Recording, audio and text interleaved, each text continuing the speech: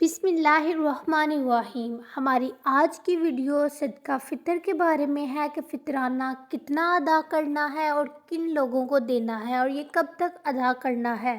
और जिन लोगों ने रमज़ान के रोज़े नहीं रखे या नमाज तरावी अदा नहीं की तो क्या इन पर भी ये अदा करना वाजिब है। आज की इस मुख्तसर सी वीडियो में आपको सदका फ़ितर के तमाम मसाइल से आगाह करेंगे ताकि आपके ज़हन में इसके हवाले से कोई सवाल बाकी न रहे। सबसे ख़ास बात यह है कि फ़ितराना हर उस आज़ाद मुसलमान पर अदा करना फ़र्ज़ है जो माल के निसाब हो, यानी फ़ितराना या ज़कात देने की ताकत रखता हो। फ़ितराना उन लोगों को दे सकते हैं जिनको हम ज़कात देते हैं। अगर आपने फ़ितराना किसी ऐसे शख्स को दिया जो ज़कात ना लेता हो तो आपका फ़ितराना अदा नहीं होगा। अब सवाल ये है कि जिन लोगों ने भी रमज़ान के रोज़े नहीं रखे या फिर नमाज तरावी अदा नहीं की तो क्या उन पर फ़ितराना अदा करना वाजिब है। तो ये बात याद रखें कि किसी भी वजह से कोई बीमार था या मुसाफिर था या बग़ैर किसी शरई उज़र के उसने रोज़े नहीं रखे तब भी उस पर फ़ितराना अदा करना वाजिब है।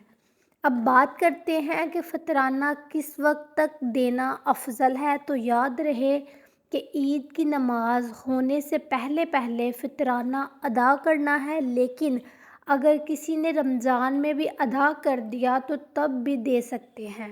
अब फ़ितराने की मिक़दार के बारे में बात करते हैं कि फ़ितराना गंदम या उसके आटे के हिसाब से 1 किलो 920 ग्राम बनता है, यानी 2 किलो से 80 ग्राम कम। आप इस लिहाज से गंदम भी दे सकते हैं और आटा भी दे सकते हैं, बस जो आपको बेहतर लगे।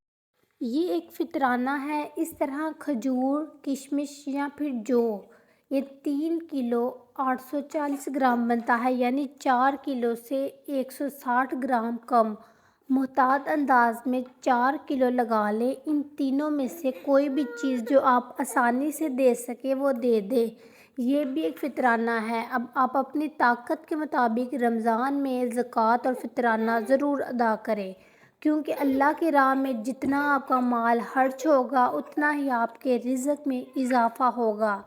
मेरी अल्लाह से दुआ है कि वो हमें रमज़ान के मुबारक महीने में अपनी रहमतों से माला माल कर दे।